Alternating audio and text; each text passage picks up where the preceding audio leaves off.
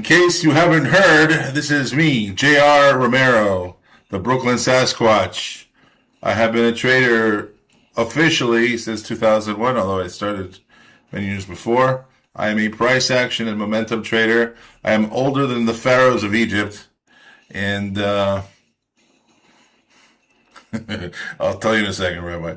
I have been a price action and momentum trader really since I began.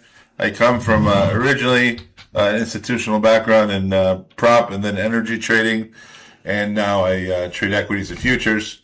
I have a heavy emphasis on news flow and relationship-based trading, put in my alma mater, but I did graduate from Columbia University, which only means I lost about 37 IQ points from the time I entered to the time I left.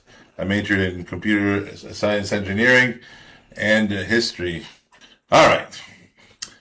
I'm going to invoke the great Muhammad Ali, one of my personal heroes. Impossible is just a word thrown around by small men who find it easier to live the world they've been given than to explore the power they have to change it. Impossible is not a fact. It's not an opinion. Impossible is potential. Impossible is temporary. Impossible is nothing. Quite a dramatic statement there by Mr. Cassius Clay, A.A. Muhammad Ali, who obviously a very important historical figure and pathfinder in both the world of athletics and advocacy. Many times you will be told what you can and can't do in this business, and you'll be told how 90% of traders fail, which is true. And you'll be told that it's impossible to make a living as a day trader. It's impossible to make a living in the market. It's impossible, yada, yada, yada, yada. So I dedicated this course to my traders who somehow seem to do the impossible week in and week out, and neglected to listen to all those people who said what they do for a living is impossible, and clearly it is not. So core principles: technical analysis is not trading. Technical analysis is not trading. Technical analysis, it's not trading. Just like reading music doesn't make you John Coltrane. It allows you to understand what's happening in the markets. It doesn't necessarily empower you to transact in them professionally. Trading cannot be taught.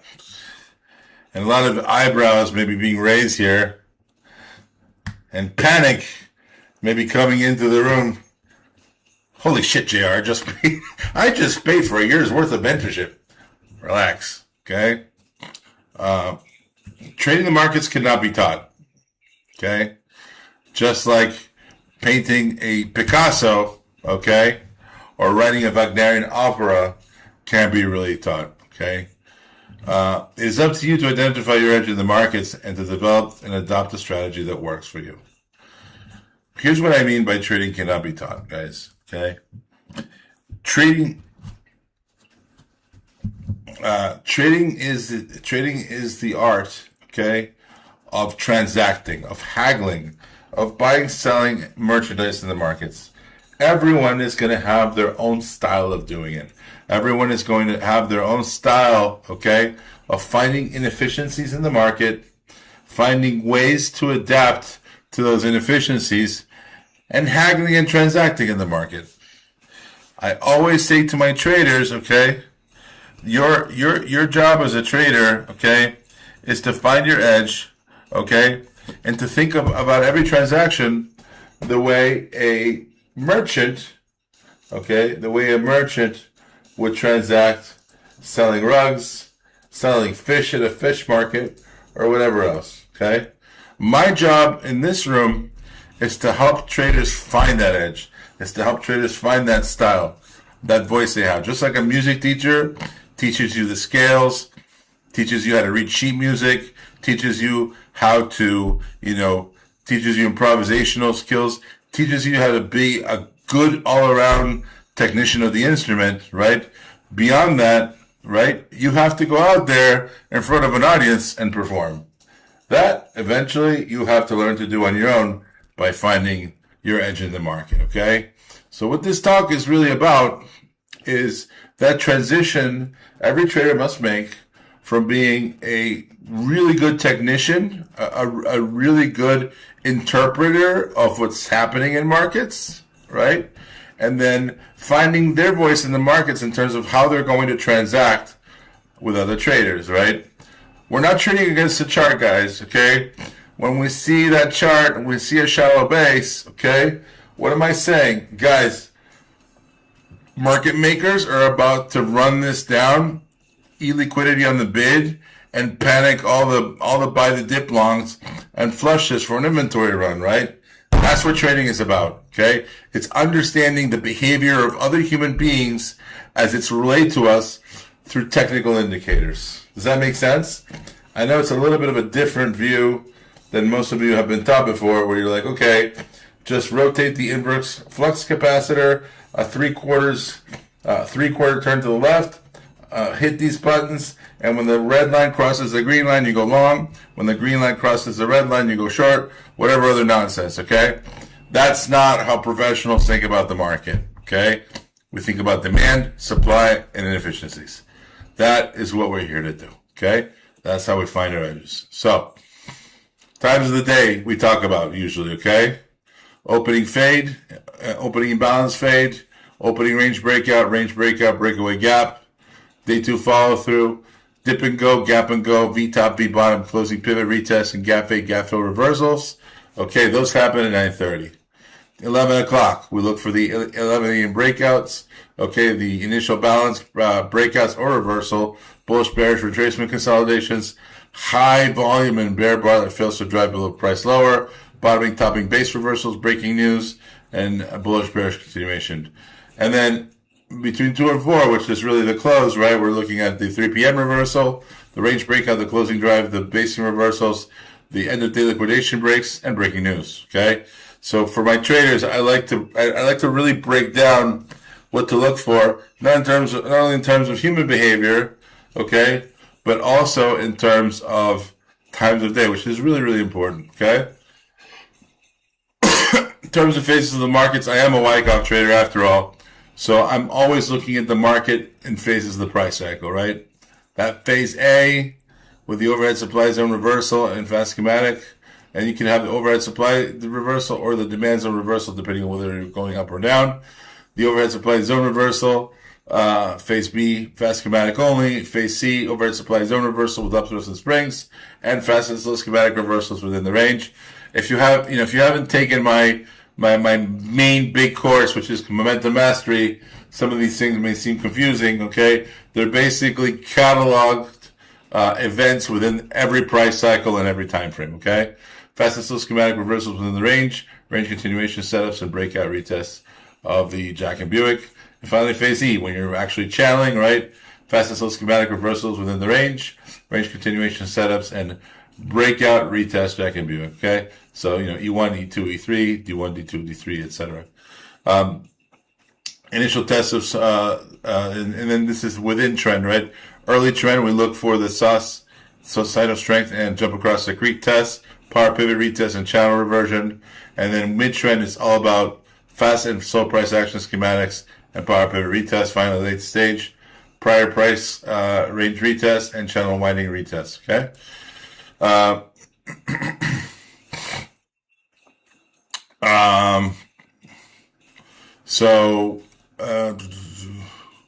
So conceptually speaking, okay, like these phases can be sort of narrowed down to the change of character of an uptrend or downtrend, right? When a stock is really downtrending hard, okay, and you have the creation of range bound pivots, right? That's your initial, this is your phase A, phase B, right? Phase C would be that big shakeout, right? Phase D would be the initial sign of strength, sign of weakness continuation, and channel continuations. Rabbi, for example, when he called Oklo today, early in the morning, had seen that Oklo had bottomed out, had created a phase B rounding bottom type of consolidation, and called the long of the break for a fantastic initial sign of strength. Okay, same thing with the JP Morgan trade we did yesterday, right? JP Morgan, which ended up selling to this morning beautifully there at around 314. Another same example of that dynamic, right? So, the fallacy of trading education. We've now defined what the phases of the market are and what the hours of the day we trade. And by the way, guys, when we do the mentorship, okay, one thing you guys are going to have to specify in your own trading plans really well is, of all this stuff that happens in the market in terms of time frame, okay, and in terms of phase, what is your game plan for each of these things? And what are the specific things you're willing to do and not to do based on your own set of parameters, okay? A mentorship is a time for a great deal of discovery. You guys are going to have to tell me what you're going to focus on. It's like a business plan. So, how many of you guys have been on YouTube or Instagram and see some quasi-ape tattooed gorilla with a very attractive female in her early 20s, a bunch of cash in a Maserati, it's obviously rented, telling you about all the money he's making in the market, and if you only buy his course for $88,000 and his indicator package for $5,000, you too will have the life of a quasi-ape riding a Maserati. Sound familiar? Lambo, Maserati, etc. Okay? I call this the fallacy of Johnny Rocket. Okay? Johnny Rocket doesn't even trade for a living. He's just very good at marketing and selling you shit you don't need. Remember, in a gold rush, the people who make the most money are the... Anybody? Shovel sellers. Exactly. The people selling the shovel. Okay. So, we are told that practice creates perfection, right? If you only read the charts like Merlin the magician, okay? All right? You're going to somehow crack the code, right? You're going to crack that Dungeons and Dragons code, and you're going to be able to tell the future, okay? This is fucking nonsense, okay? So you sit there for years learning indicators and strategies, right? And you think you're learning these magical spells. All you're doing is learning the same other bullshit everyone's been taught and has paid for, and everyone in this is in the same boat as you, wondering, why can't I make any money? Okay? Type 11, if you bought thousands and thousands of dollars worth of books and courses, and at the end of it, you actually lost more money. Sound familiar? Anybody? Yes. That's because the purpose of the trading education industry is to sell you hopes and dreams. There's no day trader, no professional day trader that dedicates themselves to education for 10 or 20 years, okay? People who are successful making money in the market, they're making anywhere between $100,000 and $10 million a month. Do you think they have patience for this shit? Okay? If they go into education, they last a year or two, and then they say, fuck this. Okay? It's a lot of work, and unless you're selling volume, baby, it makes no sense financially. But you're taught that, okay, if I take Johnny Rocket's course, and he shares his secret strategies with me, that I too will learn the magical spells, and I too will be successful. Let me ask you a question. If Johnny Rocket was making hundreds of thousands of dollars a month, do you think he would bother selling you courses? What do you think? What's more, do you think he would bother telling what his edge in the market is, just giving it away for everybody else? If he had found the secret sauce to break the code, the Da Vinci Code of the markets, do you think he would tell anybody about it? Do you realize how preposterous all this shit is? Okay? It's freaking ridiculous, all right? Let me dissuade you of this very quickly. There is no silver bullet. There is no magical formula. There is no magical indicator, okay? It's you and your ability to outsmart the rest of the market. That's it. That's all there is. Okay? So you're taught this crap. Okay? You're taught candlesticks, neutral candles, single candle patterns, double candle patterns, triple candle patterns. You're taught the abandoned baby and the pregnant monkey and whatever the hell else. And then you're taught chart patterns. Okay? And these are valid to a certain degree. In some ways, that they help us. And I will call a bull flag out, but I don't trade a bull flag because it's a bull flag, right? The bull flag is a consequence of what's happening in the auction. Do you understand what I'm saying? Rabbi, that was good. All right.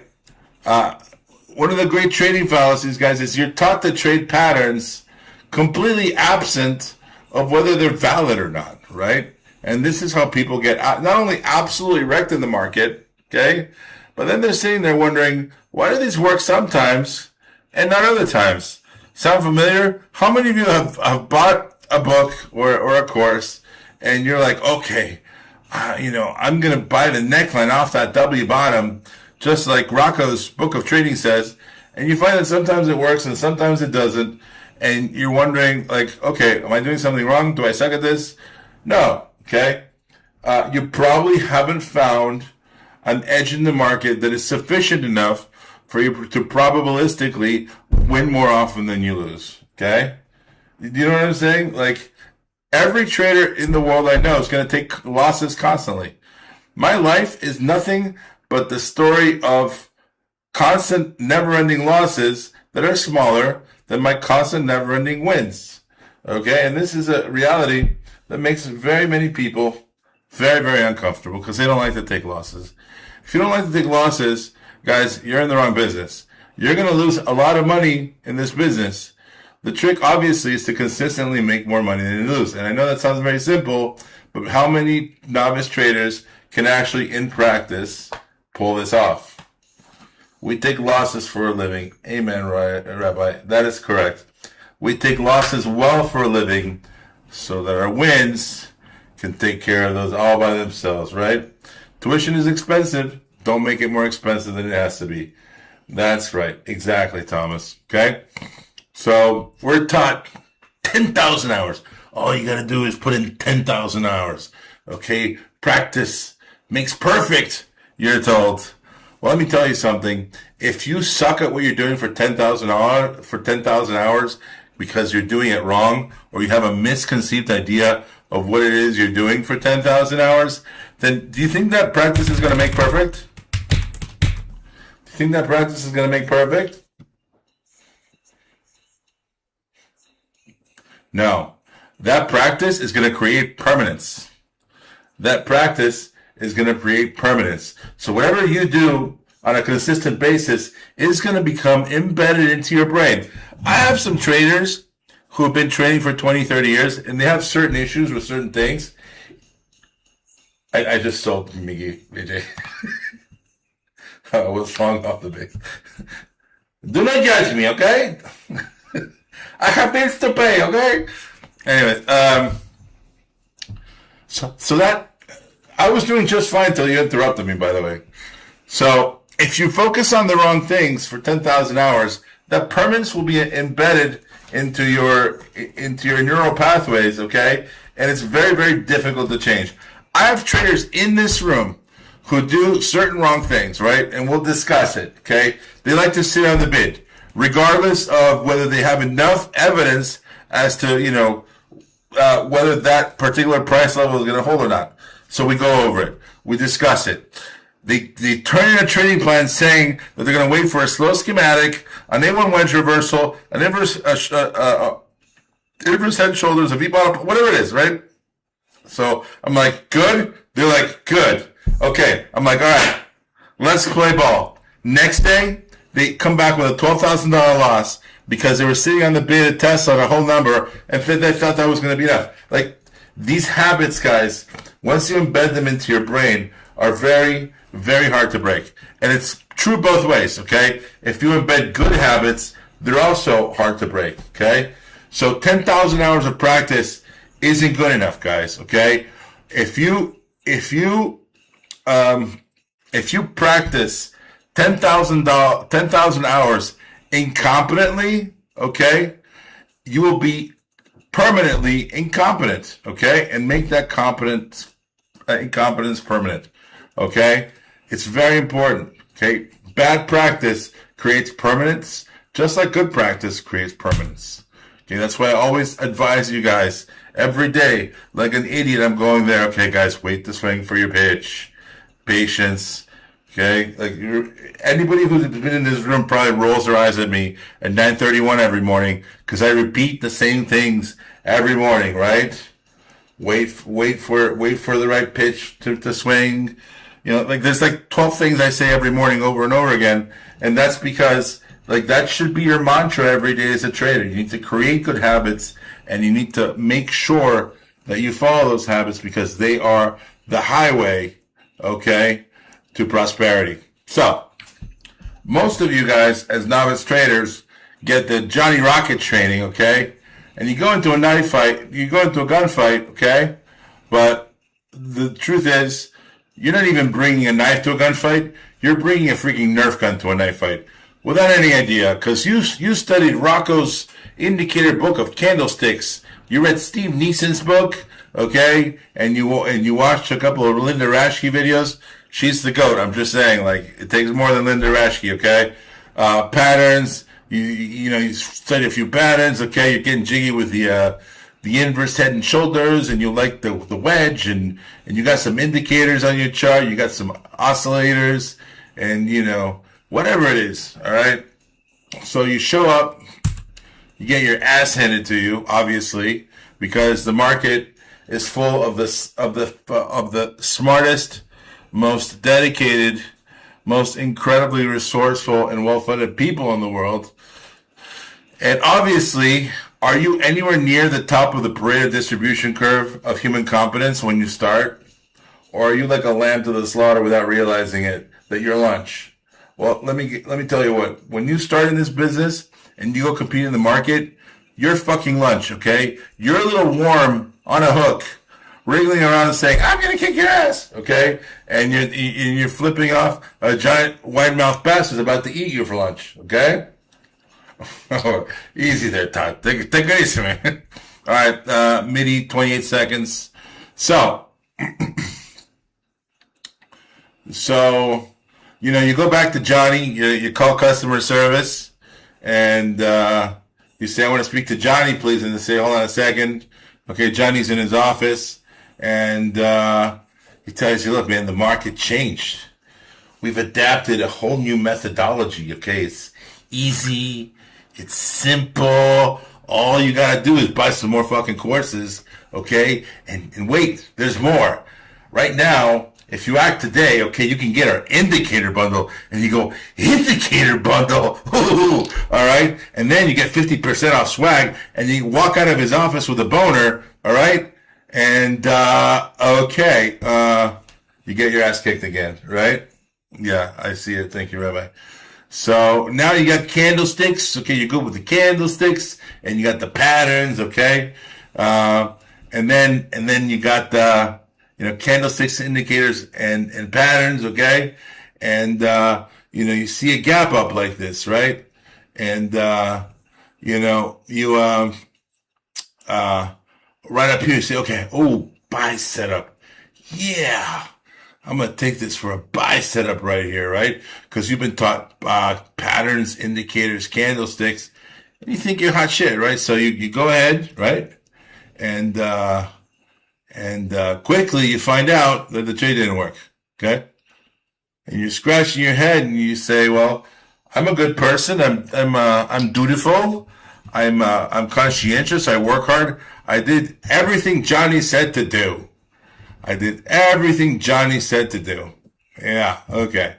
So what's wrong with this picture, guys? What did Johnny forget to tell you about? Welcome aboard, Lewis. You're going to fit right in. The platinum package.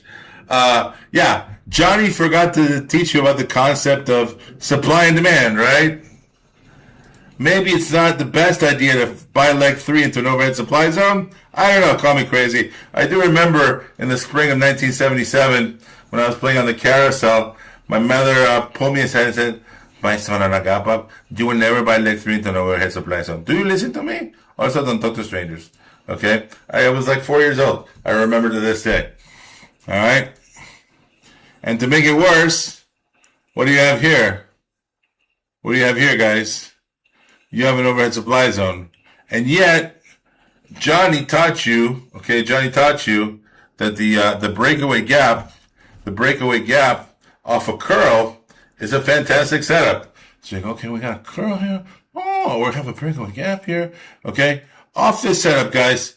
What is the likelihood of this open with two dojis filling the gap? What is the probability? You guys know what the probability is. What is it? Between 70 and 80%. Correct, Lance. Okay? But you buy it anyways, okay?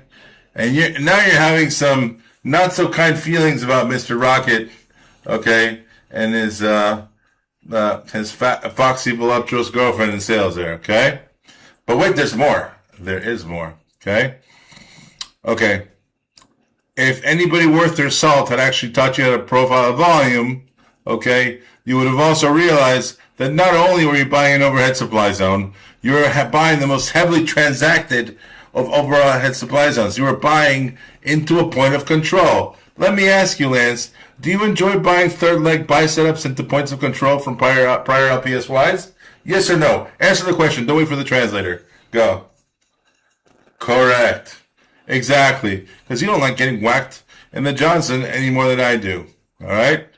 And what's more, when you add a little bit more context to this move, okay, you're also outside the 5-minute Kelter channel into an overhead supply zone at point of control into a third leg. Sound fun? Not to this guy, okay? So the inability to understand the finer points of how the market actually works, okay, how the market actually works, aka supply, demand, and the price cycle, is unfortunately never taught. Okay? This is a very basics, okay? The basic building blocks of technical analysis. Market structure and price action aren't really taught. Why? Because it's hard. Because it takes a long time. And because it's freaking annoying and not very profitable. Okay? So here, for example, Lance, who's one of my best students, although he's a freaking royal pain in the ass. Okay? Okay. Which of these bars would you buy with confidence? 1, 2,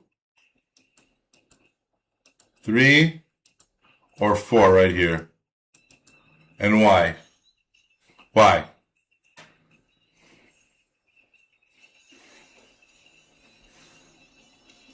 Because you're very high with the shakeout bar that retested the prior resistance pivot, right? Okay. Most people are not taught the basics of the price auction, the basics of the price cycle, okay? And they're just sent out into the market like lambs to the slaughter, okay? So you go back to the drawing board, you double down on what isn't working, right? You say to yourself, 10,000 hours. I'm gonna be like one of those Chinese monks in those kung fu movies from the Shaw Brothers. All right, I'm gonna master the tiger claw and the Buddha finger technique. Okay, and you buy more courses, you study more charts, and you say more is better, right? More is better. You add indicators, and you're hoping that 10,000 hours pays off. The one day you realize you don't have a freaking clue what your edge is in the market. Nothing you do seems to work consistently, right? And you're just a confused mess. I have dealt with hundreds of people come to me after 10 years, 15, 20 years, 20 years of day trading and swing trading and have an aha moment. I swear to God. Type 11, if you've been trading in the market for a long time and you started trading with me the Wyckoff method and things seem to make a whole lot more sense all of a sudden and you're turning your shit around. Yeah, that's because, okay, teaching gimmicks is easy. Teaching traders how markets work is very, very difficult, okay? It takes a long time. It takes a tremendous amount of commitment, okay? So, you realize you don't have an edge in the market. There's no course that can give you an edge, the edge you're looking for, okay? You're not trading. You're making non-profit donations to freaking scumbags. All right? They say knowing is half the battle. Knowing the right things certainly is half the battle, right? So what is your edge? Now we have a lot of poker players in the room. Okay? What would you rather hold? A pair of or a full house? Not a trick question, seriously.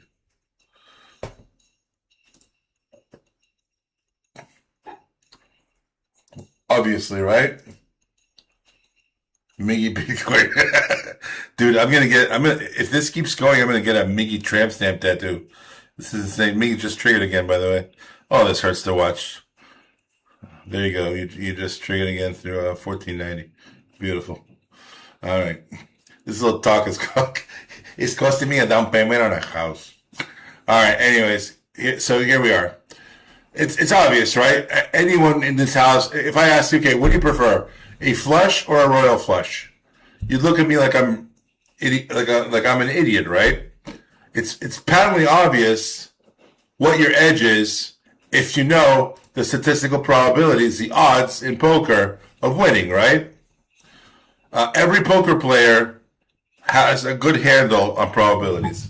Maradona. Do you know what the probabilistic changes? Maradona's a professional poker player. Very good trader too.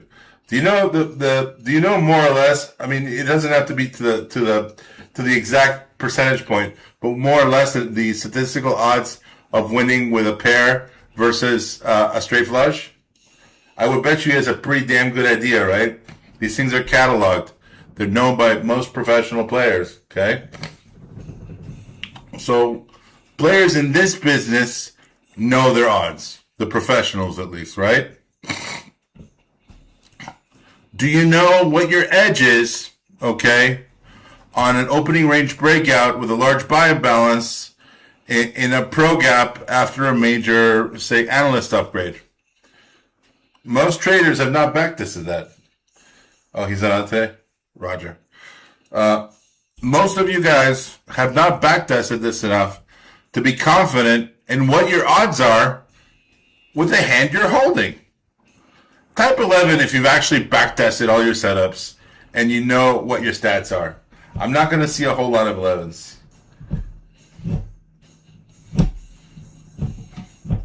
Hard 22, right? Okay. One of the things I'm going to be on your ass on about, okay, is you backtesting the ever-living crap out of your trades by setup and being able to tell me right off the bat what your edge is on every setup. This is an essential part of becoming successful in this business.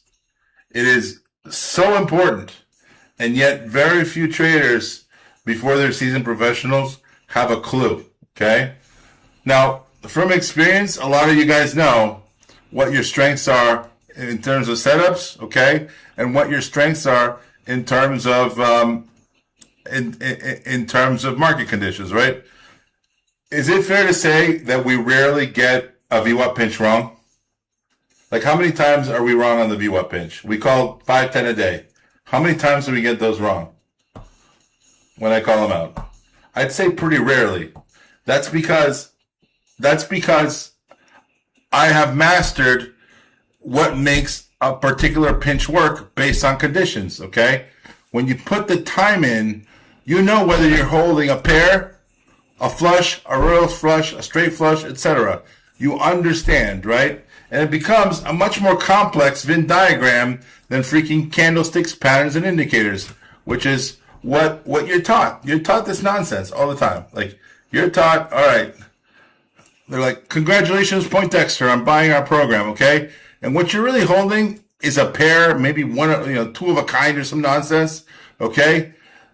Understanding the probabilistic picture, guys, is a much more complicated Venn diagram, okay? For me, it's a lot of this stuff and a lot of other stuff, okay? First of all, is there a catalyst?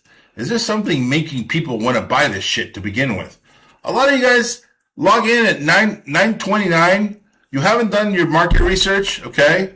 There's a reason I'm up at 5:30 in the morning, guys. I don't have magic working for me. I work my ass off in the pre-market to make sure I know what's going on, okay? Preparation is essential.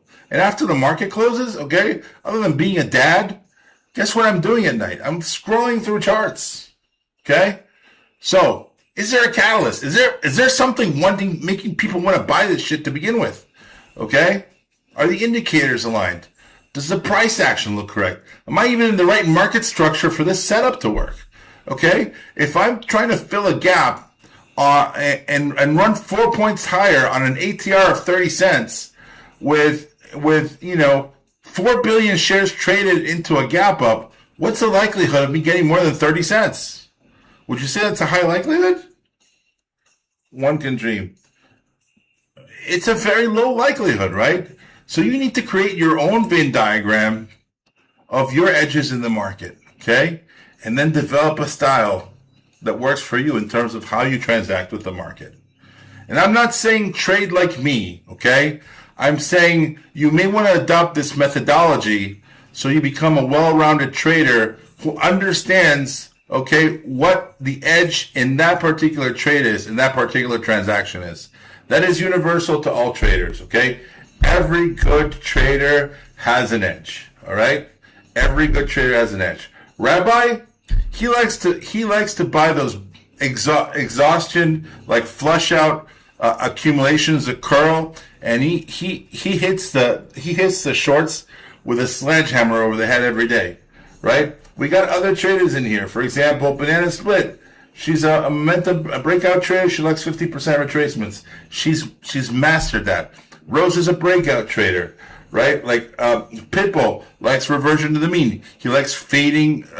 He likes fading uptrends and downtrends. Everybody, yeah, I know, I know you do, Rose. So like everybody has their own edge in the market. What I'm asking you to do, guys, is look beyond the setup, look beyond the pattern, the ending, all this other technical bullshit, okay? And as you grow as a trader, to adopt a methodology in both your learning and your trading that incorporates these basic principles that really teach you what kind of hand you're really holding, okay? To make you understand what your edge is, what your probability of winning is, okay? That is how you go from being a chart trader, okay, to a chart reader, to a trader. A lot of people are great at reading charts. They fucking suck at trading, okay? They can't execute work like outside of a paper bag, okay? They think that trading is a bunch of technical parlor tricks. They look at signal bars and indicators and strategies. They're fucking obsessed with strategies. They can't stop talking about strategies, right? And they think they're trading against a chart. They think they're in a game of, freaking Pac-Man, right? This isn't a game. This shit's for real. And you're trading against other people who are there to take your money. We are nothing but bait, okay? We're nothing but cannon fodder to the market. That's how the market views retail traders and independent traders, okay? Pac-Man again, yes. All right? A trader is a merchant, okay? A trader understands sentiment and motion. They understand what other people are probably thinking, especially traders who are less advanced than they are, okay? They understand their emotions at different stages of the trade.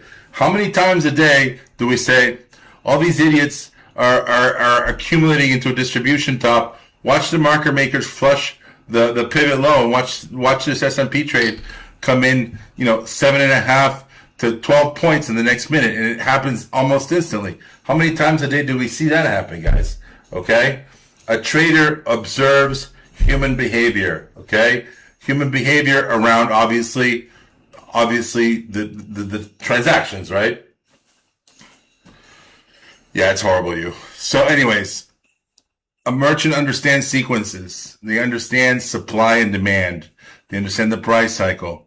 They understand that they're trading against other people, and they understand their edge, okay? And understanding your edge means you're able to extrapolate the most likely outcome in a specific combination of variables and situations. That's what separates a real trader from a freaking chart reader, okay? A technician magician, okay? And there's a lot of people who are never able to make this transition, okay? There's a lot of people who are amazing technicians, okay, and they can't seem to cross the river Rubicon, okay? They can't seem to make this, it's too hard emotionally, psychologically, and they've been focusing on the wrong things, guys. IWM 257.81, I got an order at 258, okay? They can't seem to make the psychological, the cognitive, the emotional transition from being a chart reader to a merchant, okay? And a lot of that is just because they have a complete misunderstanding. They don't have a handle on what trading is really about. They've been doing the 10,000 hours of training on the wrong thing, okay? Which is why I wanted to have this talk today instead of talking about anchored VWAPs or whatever the fuck, because we have a lot of people here who are novice. Like, we have a lot of beginner traders in this room. And if you get anything from this, no, dude, I'm about to sell the IWM at 258. I'm going to sell a quarter tranche at 258 and then 258.50. I'm getting out of the trade, Jeff. We've been in from 255 and a quarter. All right. Sorry, guys. Okay. What were we talking about?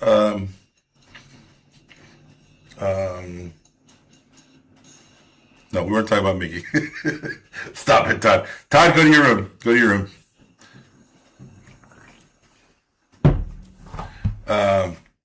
Yes. No. Oh, yes. So, if you get anything out of this talk, guys, because I can teach you market profile, volume profile, anchoring VWAPs, okay, till I'm blue in the face. If you don't understand this most important of concepts, okay, you will for the rest of your life be thinking you're doing A when you're actually doing B, okay? This is the essence of this business. This is what trading is all about. You need some technical tools if you're a technical trader, obviously, okay?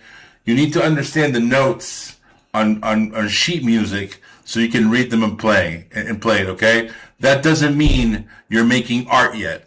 Do you guys understand what I'm saying? If you teach me Japanese or if you teach me Persian, okay, and you give me a time machine and I can speak Farsi, beautifully, I can speak medieval Farsi like a mofo, okay? Does that mean that because I can read, write, and speak Farsi, that I'm going to be able to go to a 13th century bazaar and be able to outwit some of the smartest, shrewdest merchants in the world? No, right? It just means I can order some freaking, I can order some freaking food off a menu and maybe get ripped off at the bazaar, okay? You have to make sure that as a goal, you look at technical analysis as the ABCs of your journey, okay? And when you begin to, master that you really start to focus on the merchant aspect of this business, okay? Really understanding the art of the haggle. What are the traders are thinking, where we are in the price cycle, where we are structurally, where supply and demand is, okay? And it will accelerate your journey by years, guys. I'm telling you, okay? So anyways, I know some of my traders have heard this before, okay? But this is really important, okay? So to come back to the poker analogy, what is your edge on the market? Okay? What is your edge on the market? Okay? Are you doing what 90% of traders do who fail? Okay? Ordinary efforts always produce ordinary results. If you take the same stupid Steve Neeson candlestick course that everybody else takes, okay, and you learn some indicators, okay, you're putting in ordinary efforts. You're understanding the misinformation, okay. I'm not saying Steve Neeson is bad. Okay, candlesticks are great, but it's a weird form of misinformation because it's out of context. Okay, if you put in extraordinary efforts, okay, you're going to produce extraordinary results. This business is all about creating edge, and if you do what everybody else does, by definition, you will have no edge. You will perpetually bring a Nerf gun to a machine gun fight, okay? It is an absolute formula for failure, all right? I just got off a quarter here on the offer at 257.95 on the IWM, guys. Next target, 258.50. All right? So what is your edge in the market? Does it ever feel like you're looking at market data of all kinds, volume profile indicators, price, volume, order flow, and you feel like, and you're doing that times however many charts you're watching, and you just feel like you're trying to drink from a water hose, from an industrial water hose? Anybody ever have that feeling? Kathy, you'd be just fine without me, Kathy.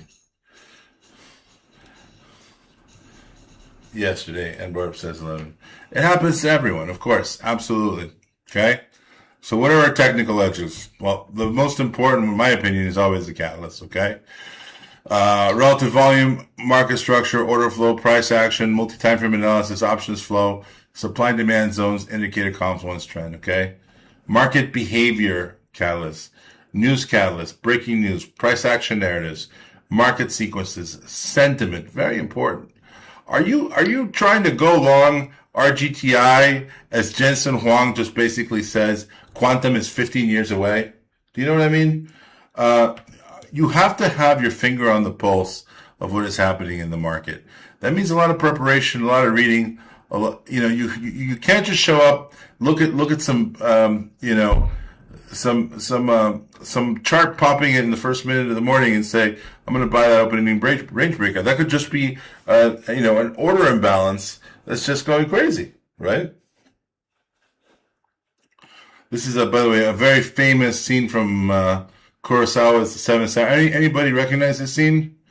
This is the master right here, and the master and the peasant. I think that's what the characters are called. And this guy, the master, keeps beating the peasant with bokken, which are wooden swords, and he tells the peasant, "I would have killed you if these were real swords." And the peasant gets very angry and decides to have a real sword fight. And the master says, "Please don't throw away your life." Right? And it looked with wooden swords like they were both tapping each other at the same time, right here in the clavicle where your subclavian artery is.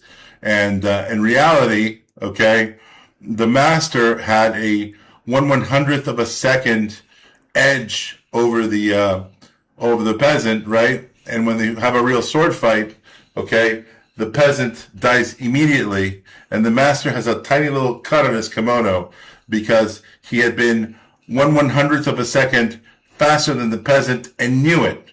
Why? Because a master knows his edge, or her edge. Sorry, ladies. Okay? That is what you have to understand as a trader, okay? And you have to gather your own confluence, your own Venn diagram of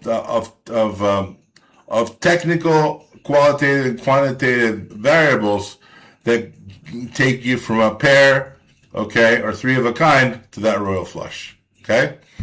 So, edge versus technical analysis. I like to call edge the why, the what, okay, and technical analysis the how and the when, right? You guys always hear me say, guys, most technical indicators are just measuring tape, right? They're just measuring tape, allowing us to extrapolate levels, allowing us to extrapolate moves, allowing us to extrapolate conditions and momentum conditions and so on and so forth, right? What are the only two real-time indicators, guys? The only two real-time indicators are what? Price and volume. Exactly. That's it. All right? Exactly. And sentiment, really, if you think about it. All right? So, the why and the what. Is there a story? Is there a catalyst? Is there a narrative? Is there a technical catalyst?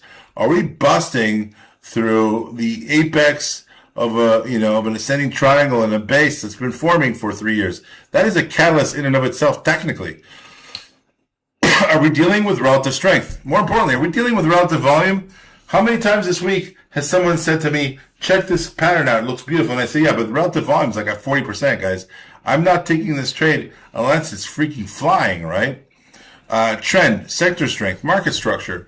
These are all the why what's. Order flow, price action, multiple time frame analysis. Okay, maybe this pattern in this chart looks fantastic on a 5-minute chart, but if you zoomed out to the daily and the weekly, it looks like garbage. Options flow, super important. News flow, breaking news. Price action narratives, confluence of time frames, and confluence of indicators, okay? Those are the whys and the what. The hows and the when, okay? This is where indicators can be helpful, okay? Tape reading, order flow, sector strength, market structure. I have order flow repeated twice for some reason, and technicals. Okay, there's a big difference. Okay, your reason for taking a trade, okay, needs to be the why and the what, not the how and the when. Okay, the how and the when is just measuring tape. Okay, very important. So. Don't blurt this out if you've seen this before, okay? What do you see here?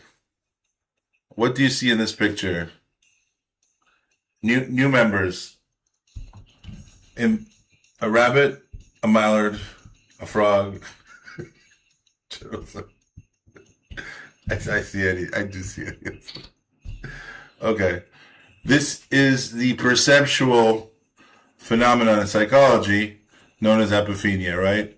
Once you see these little eyeballs and a little nose here, you assume it's a hare, okay?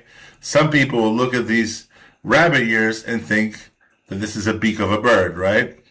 Apophenia is defined as the tendency to perceive a connection or meaningful pattern between unrelated or random things, okay? This is a very serious problem in day trading, okay? You see patterns everywhere because you've been taught, okay, to trade patterns. Oh, you just saw the rabbit, Kathy? Okay, you've been taught to trade patterns. Sometimes it's not a rabbit, right? Sometimes it's a mallard. Sometimes it's not a mallard. It's Eddie's face, okay? So I call this the Apophenian War. Okay, you're in a room that has some real doors and some fake doors. They've painted a bunch of doors into the wall, okay? And then there's some real doors. And you're supposed to run at the wall 60 miles an hour, hoping that you're going to bust through a door. Sometimes you run at the wall 60 miles an hour, and it's just a painted door, okay? And you're busting your head against the cement. How many times does it happen, type 11, if this has been an issue for you? Mickey's not along here. Wait for 11:50, Lance. How many times has it happened to you that you see the perfect setup, all your indicators are aligning, okay, and you just go big or go home, right? And you get smashed into the concrete, and you go, oh my God, what the hell just happened? Ah! Okay, that is when you conflate the why and the how. Okay, the market always looks like a room full of painted doors, guys. The market, like Admiral Akbar once said, is a trap, okay? The market is a trap, okay? Sometimes you have fake doors, sometimes you have real doors. If you don't conflate the why and the how, if you focus on the why first and only take out the how, once you figured out the why, the painted doors seem to evaporate, okay? If you have a beautiful bull flag, okay, and you go, bull flag, and you don't really look at the why first, okay, it is very likely that bull flag will fail for many reasons. First of all, low volume, lack of interest, no narrative, no catalyst. And the list goes on and on. Maybe there's a giant freaking overhead supply zone right above you that's failed for 3 days at that same level. And you're failing to look at multiple time frames, right? Et cetera, et cetera. So, expectancy. This is the most important trading principle I've ever come across, and it really is the difference between winning and losing in the market, guys. Okay? Expectancy. You're taught risk versus reward, when you should really have been taught risk versus reward versus probability. Okay? If I tell you, guys, I have a trade, okay? You can risk $1 to make 10,000. Can you find a risk any chart on any time frame where you have a $1 stop and you could say arbitrarily this could go up 1,000 points and I can only risk $1? You could pull up any chart and say that, right? The question is, what is the likelihood? What is the likelihood, okay, of that actually happening? So, expectancy, okay, is the marriage.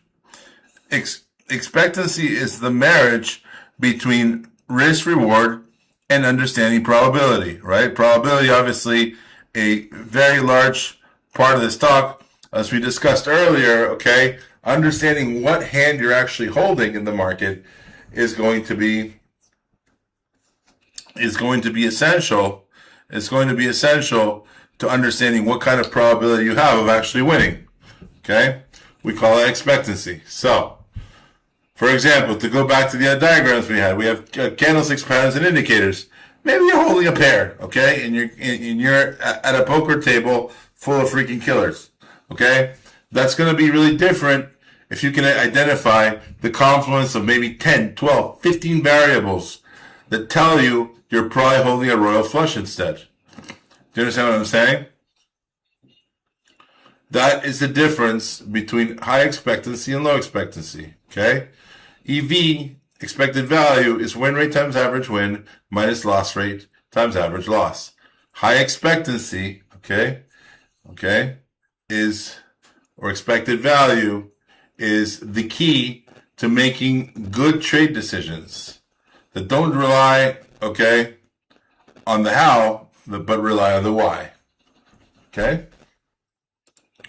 All right, so let's talk about expected value. This is NVIDIA, okay? You snapped back off of a channel here, two-wave corrective to anchor VWAP, new balance range, and then two-wave corrective, retest point of control right down here again, right? Pretty standard chart. Nothing particularly special about it, but let's talk about it, okay? You can identify off the secondary LPSY in the chart here, okay, and the gap down, you have a bunch of overhead supply right here, right? So off the two-wave corrective snapback, not a whole lot of people want to keep pushing higher here, okay? So they fill the anchor VWAP, they fill the anchor VWAP again, they fill the anchor VWAP, right? So pretty standard what's happening here, right? Now and then you're just basically pushing into an overhead supply zone and failing, right? So now we're going to talk about expected value in trading, and it's going to do a little bit of money management as well. So this is NVIDIA right here, okay, and you're you're in a balance range. You fail, you have a little rising wedgie into VWAP, which is, this red line is also point of control. Lance, would you go big here, Lance? Is this would you throw 5,000-10,000 shares at this setup here? Yeah, short, obviously short. Yeah. All right, Lance is distracted. Yes, this is an area where I would go huge, okay? The expected value of this setup is freaking enormous. Is this a better expected value than just blindly shorting the anchor view up here in the point of control? Absolutely. You tried to get past it, you failed, and on the retracement, you put in a lower high, a weak high, with topping tails into point of control. Here's where you slam it, right? You have much higher expected value. Okay? So let's look at these trades, okay? So this is a trade where we're looking to short the failure at anchored VWAP, okay? We're looking to short the failure at anchored VWAP and come back to this minor demand zone, right? So you go short right here around, what is it, 127, okay?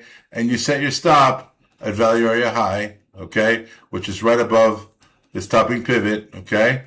And you catch a 3 1/4 to 1 move, okay? So your max risk is $1,000 because, okay, you have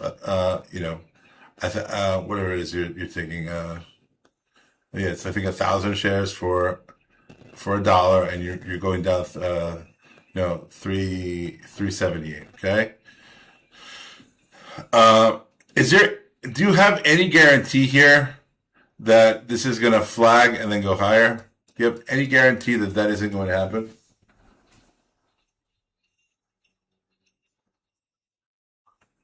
Any guarantee? No, you don't. So in terms of expected value, this is a bit of a poorer choice, right? And because it's a poor choice, what do you have to do in terms of your stop?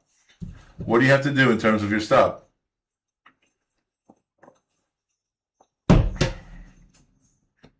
It's got to be bigger. You need a bigger stop. And still, you have no guarantee, okay, that you're gonna pull back here, okay, hold point of control as a support level, a polarity shift, and explode higher, right? No guarantee. The expected value here is lower than this trade, okay? Why is that? Well, you got failure, failure, failure, right? You let it go. It comes back in and puts in a lower high, fails, okay, the buy setup to go higher, right? What didn't happen here? You should always be asking yourself, what didn't happen here? Okay, well, this is what didn't happen, right? Instead, I'll put this in another color, okay? Instead, this is happening, okay?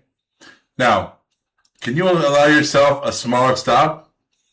In this case, can you allow yourself a smaller stop? Can you put in a much smaller stop here? Absolutely. Okay. Is this a higher probability of the short working after the failure on the lower high at both point of control and anchored VWAP, right? Yes. Correct. All right, guys. 6905 S&P 500. Beautiful. All right, guys. I'm gonna take another 5 contracts off here. Taking 5 contracts off. 6905. 6908 is next. What a beautiful setup, guys. Anybody take this one with me? Absolutely amazing, guys. Well done, S&P futures traders. Gorgeous. That's a gorgeous move there. That's 27 points so far that we caught. All right, next stop, 6908. 6908 next stop. All right, anyways, where are we on the IWM? Sorry. All right, we're still under 258. Okay. I took CMG with you, DM. All right, anyway, so here we are, okay? Now we have a smaller stop. Do we have a higher expected value in terms of the probability of the short working now that the buy setup has failed at an overhead supply zone and an anchored VWAP? Yes or no? The expected value has now gone through the roof. And because our stop now is 31 cents, remember on the prior slide, right? On the prior slide, the stop was $1.16, right? On this trade, it's 31 cents. Okay, if we're risking $1,000 on 31 cents, how many shares can we approximately take? How many shares can we approximately take? Yeah, 3,200, 3,100, okay? So now we have the same downside, okay, but a capped upside, which means we're risking the same amount of money, but the probability now is much higher, okay? The probability is much higher, okay? And because the probability is much higher and the stop is much lower, instead of taking 1,000 shares, we can now take 3,300 shares, okay? Which in terms of max profit means what? Look at the profit before. Max profit before is 3,780, okay? Now it's 9,900. It's almost 3 times the amount, okay? This is how a merchant thinks, okay? When you truly understand your edge in the market, and you're looking to maximize it, you're looking to not just increase your edge, right, but decrease your risk, right, in the highest possible probability trade. And that is what it ends up looking like. Okay, guys? So, moving forward, for you novice traders in the room, I really want you to take the concept of expected value to heart.